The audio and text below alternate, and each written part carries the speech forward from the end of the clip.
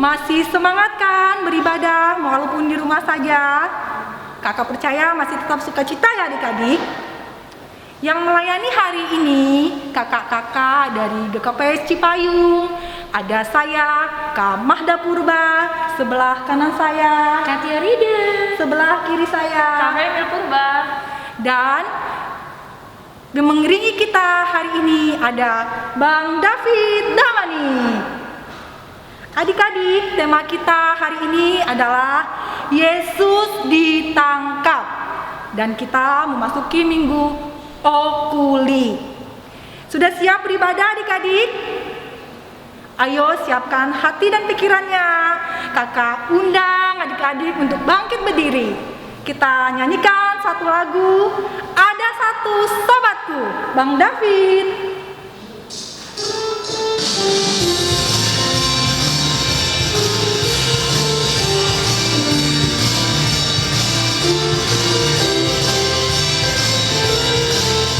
Yang semangat ya adik-adik. Ada satu sobatku yang setia, tak pernah dia tinggalkan diriku. Di waktu aku susah, waktuku sendirian, dia selalu menemani diriku. Namanya siapa adik-adik? Namanya Yesus. Namanya Yesus. Nama Yesus yang menghibur hatiku. Namanya Yesus. Namanya Yesus. Nama Yesus yang menghibur hatiku. Kita ulangi sekali lagi boleh ya adik-adik? Yang lebih semangat lagi. Ada satu sobatku yang setia, tak pernah dia tinggalkan diriku. Di waktu aku susah, waktuku sendirian, dia selalu menemani diriku. Namanya Yesus. Namanya Yesus. Nama Yesus yang menghibur hatiku. Namanya Yesus. Namanya Yesus. Nama Yesus yang menghibur hatiku.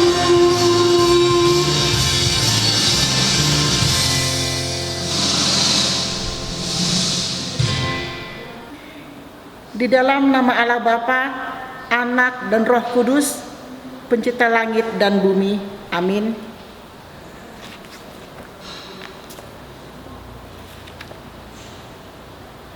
Kepadamu aku melayangkan mataku, ya Engkau yang bersemayam di surga.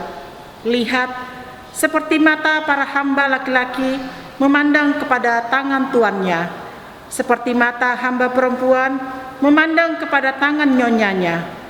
Demikianlah mata kita memandang kepada Tuhan Allah kita sampai Ia mengasihi kita.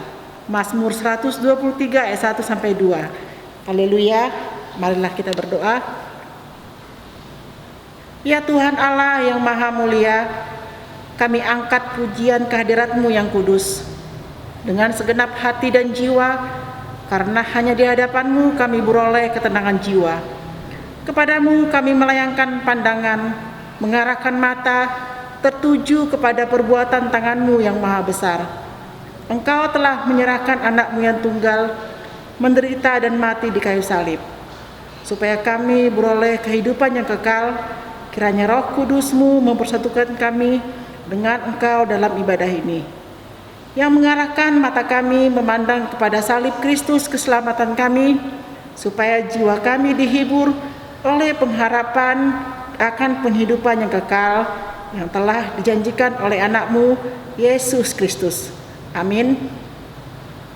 Sebelum kita mendengar Dasatita, kita angkat kembali lagu pujian karena Allah itu baik. Kita angkat lagu pujian kita, Allah itu baik. Bang David.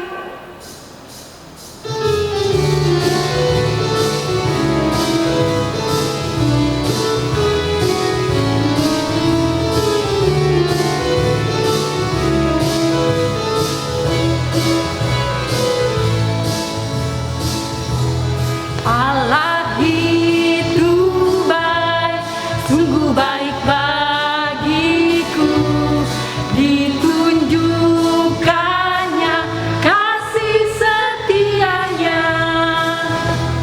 Dia menyediakan yang ku perlukan, menyatakan kebaikan, menyatakan kebaikannya padaku. Kasih setianya. Kasih setianya tak pernah berubah, dulu, sekarang, dan selamanya. Ajaiblah rasa dalam namanya, Yesusku luar biasa. Kita ulangi sekali lagi adik-adik. Kasih setianya tak pernah berubah, dulu, sekarang, dan selamanya. Ajaiblah kuasa dalam namanya, Yesusku luar biasa.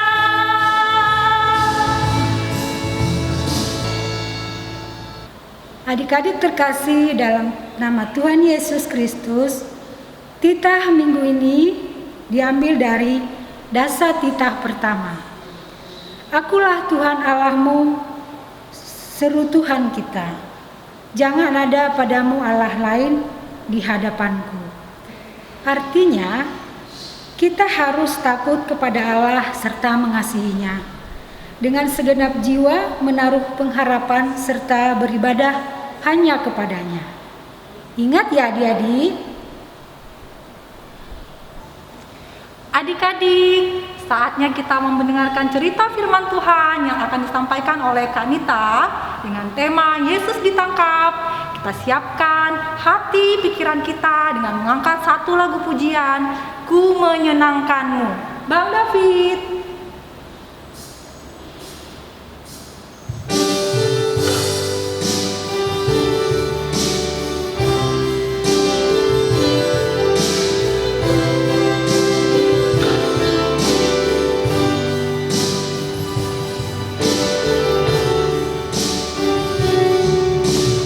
Tuhan, ku mau menyenangkan-Mu.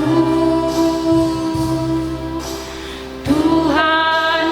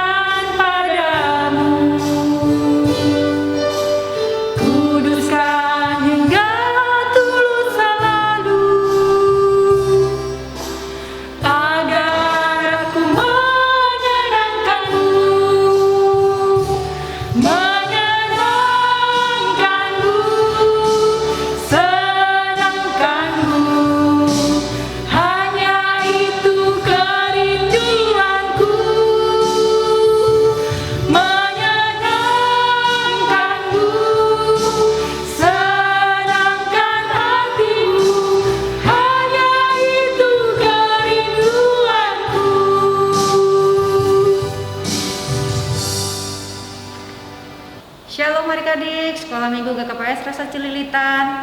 Salam kenal, saya Kak Nita dari GKPS Cipayung. Dan hari ini Kak Nita yang akan melayani adik-adik. Adik-adik, saatnya kita mendengarkan firman Tuhan. Tapi sebelum kita mendengarkan firman Tuhan, mari kita bersatu di dalam doa terlebih dahulu. Kita berdoa. Allah Bapa yang berkata dalam kerajaan surga, terima kasih Tuhan buat kami hari ini, di mana kami masih bisa melaksanakan ibadah sekolah minggu walau dalam ibadah online. Tuhan, hadirlah di hati kami masing-masing dan tuntunlah hamba-Mu yang akan menyampaikan firman-Mu. Biarlah kiranya apa yang akan hamba-Mu sampaikan bisa berkenan di hadapan-Mu dan adik-adik sekolah minggu dapat menerimanya dengan baik. Dalam nama Tuhan Yesus Kristus kami berdoa dan mengucap syukur. Amin. Adik-adik, saatnya kita akan membaca firman Tuhan.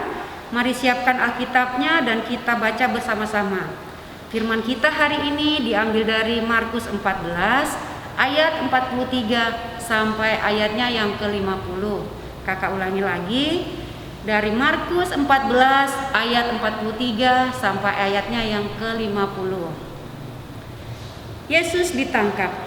Waktu Yesus masih berbicara, muncullah Yudas, salah seorang dari ke-12 murid itu. Dan bersama-sama dia serombongan orang yang membawa pedang dan pentung, disuruh oleh imam-imam kepala, ahli-ahli Taurat dan tua-tua. Orang yang menyerahkan dia telah memberitahukan tanda ini kepada mereka. Orang yang akan kucium, itulah dia. Tangkaplah dia dan bawalah dia dengan selamat. Dan ketika ia sampai di situ, ia segera maju mendapatkan Yesus dan berkata, "Rabi," lalu mencium dia. Maka mereka memegang Yesus dan menangkapnya. Salah seorang dari mereka yang ada di situ menghunus pedangnya, lalu menetakannya kepada hamba imam besar, sehingga putus telinganya. Kata Yesus kepada mereka, "Sangkamu aku ini penyamun, maka kamu datang lengkap dengan pedang dan pentung untuk menangkap aku. Padahal tiap-tiap hari aku ada di tengah-tengah kamu mengajar di bait Allah, dan kamu tidak menangkap aku. Tetapi haruslah digenapi yang tertulis di dalam kitab suci." Lalu semua murid itu meninggalkan dia dan melarikan diri. Oke, adik-adik masih ingatkah firman Tuhan minggu lalu?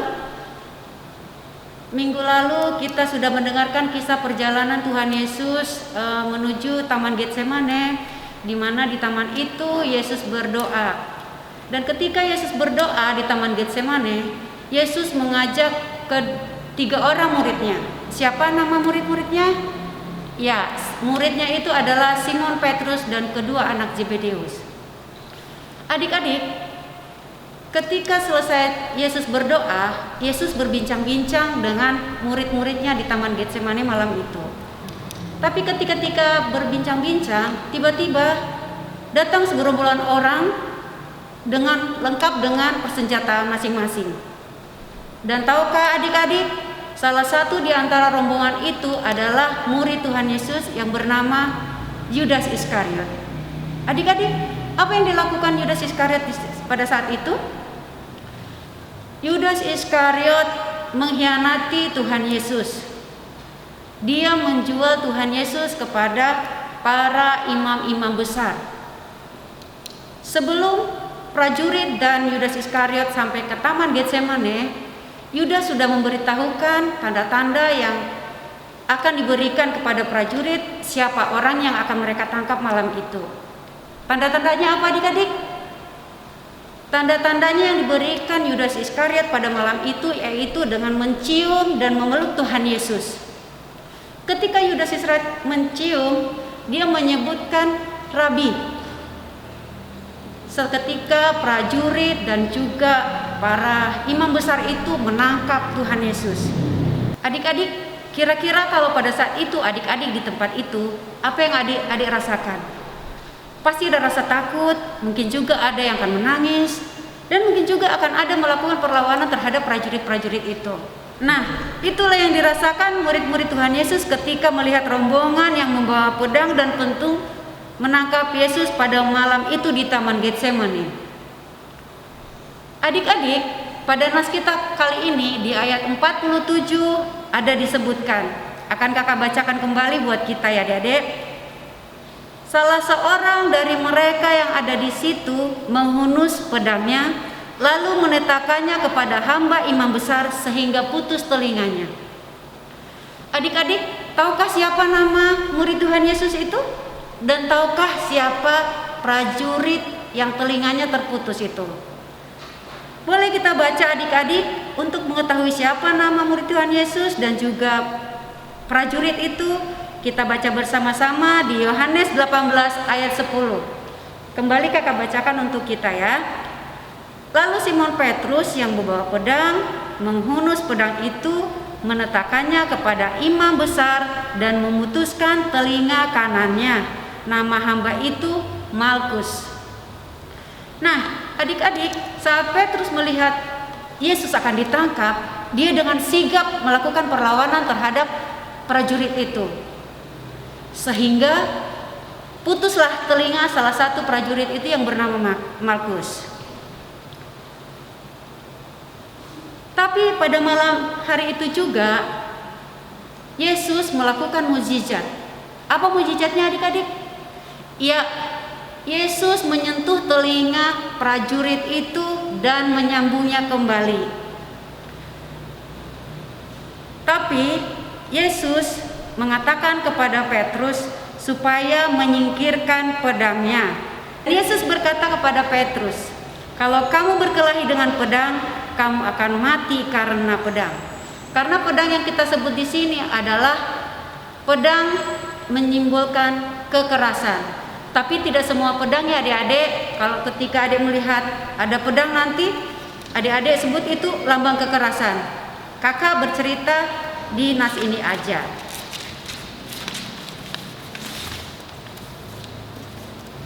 Tapi adik-adik, setelah Yesus melakukan mukjizat dengan menyembuhkan telinga prajurit yang bernama Malkus tadi itu, apakah Yesus tidak jadi ditangkap? Tidak jadi dibawa? Tidak adik-adik, Yesus tetap ditangkap dan dibawa, dan murid-murid Yesus melarikan diri, dan hanya Simon Petrus yang mengikuti Yesus diam-diam dari belakang. Adik-adik, pesan dari peristiwa ini dapat diartikan bahwa Yesus adalah orang yang anti kekerasan, sekalipun untuk membela dirinya. Yesus ingin memberikan teladan bahwa kekerasan hanya membawa dampak buruk pada kehidupan manusia. Yesus menurut Yohanes tidak membutuhkan pertolongan Petrus.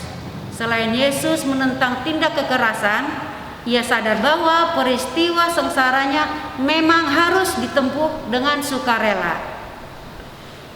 Yesus bahkan menghadapi semua tanpa perlawanan dan tanpa membuka mulut. Adik-adik, kakak mau sampaikan, di dalam kehidupan kita sehari-hari, baik itu berteman atau di lingkungan keluarga atau dengan siapapun, jangan pernah melakukan apa yang dilakukan oleh Yudas yang rela mengkhianati Tuhan Yesus demi apapun. Ibadah kita hari ini yaitu mengajarkan kita berbuat baik kepada yang jahat. Bagaimana pengalaman adik-adik? Apakah teman kalian pernah jahat kepada kalian? Lalu ketika adik-adik dijahatin temannya, apa tindakan adik-adik? Apakah adik-adik akan membalasnya? Jangan ya adik-adik, jangan pernah membalas kejahatan dengan kejahatan lagi. Yesus sudah memberikan teladan kepada kita, tidak perlu membalas kejahatan dengan kejahatan. Mulai sekarang berjanjilah kepada Tuhan dan kepada diri sendiri bahwa adik-adik akan terus setia menjadi anak-anak yang baik, karena kita semua adalah anak-anak Tuhan. Amin. Mari kita berdoa. Tuhan Yesus, terima kasih buat firman-Mu yang boleh kami dengarkan hari ini.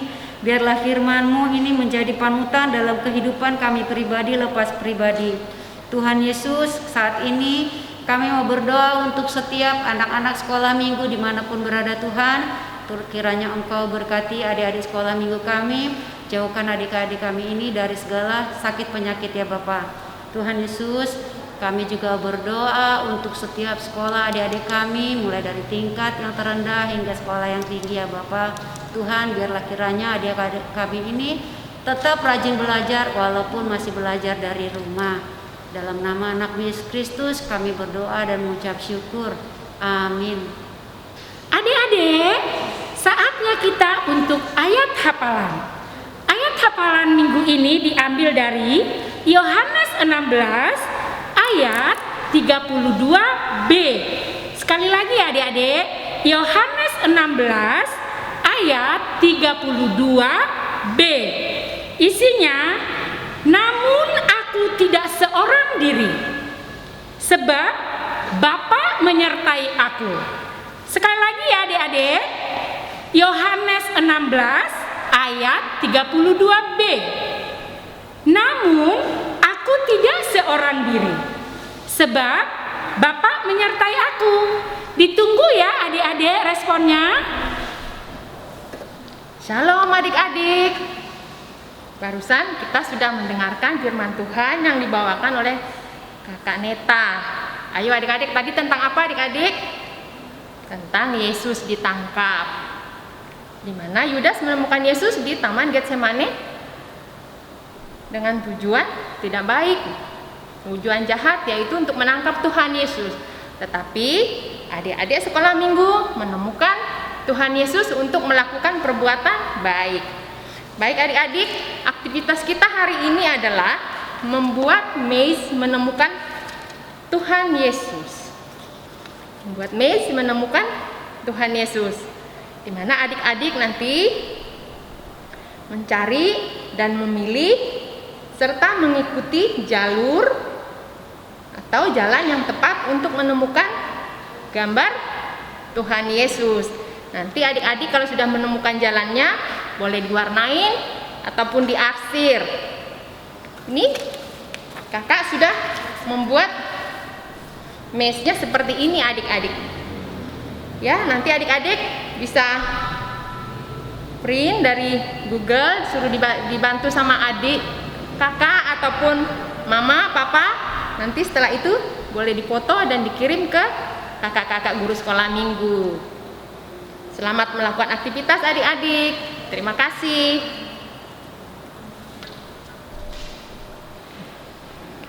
Sebelum kita mengumpulkan persembahan, marilah kita mendengarkan firman Tuhan yang menjadi dasar bagi kita untuk memberikan persembahan yang tertulis di dalam Yunus 2 ayat 9. Tetapi aku dengan ucapan syukur akan kupersembahkan korban kepadamu. Apa yang kunazarkan akan kubayar. Keselamatanku adalah daripada Tuhan. Sekarang marilah kita mengumpulkan persembahan kita. Adik-adik, kita sudah mendengar firman Tuhan, kita sudah mendengar ayat hafalan dan aktivitas hari ini. Saatnya kita mengangkat persembahan kita yang terbaik kepada Tuhan. Kita angkat satu lagu pujian, Boras Tenger. Bang David.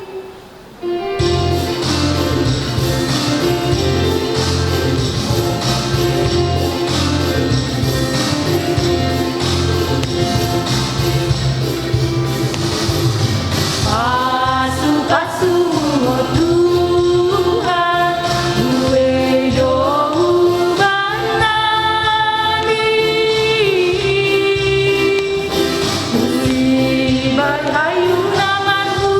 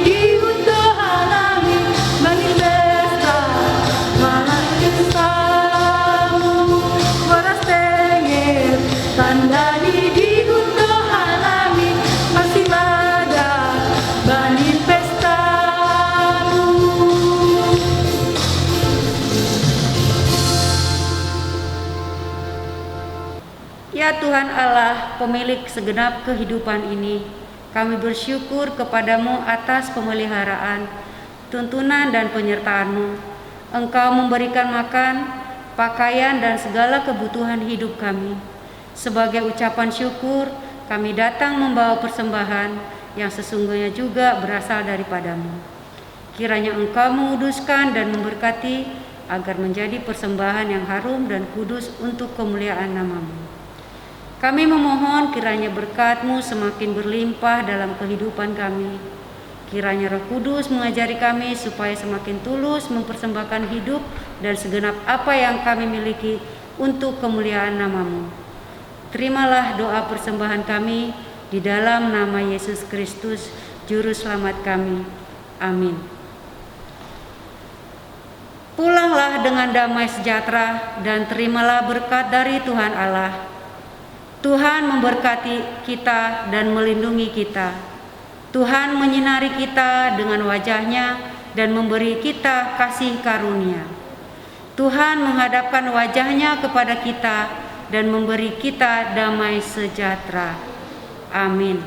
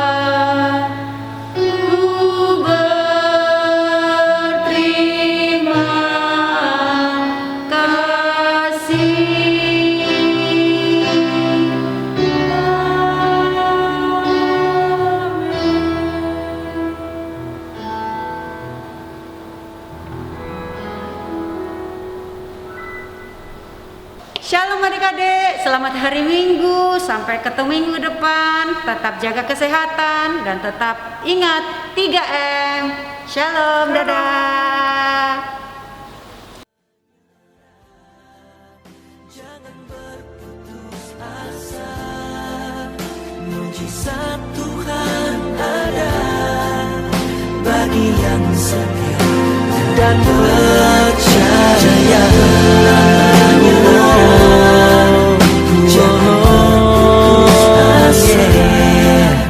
Mujizat Tuhan ada bagi yang setia.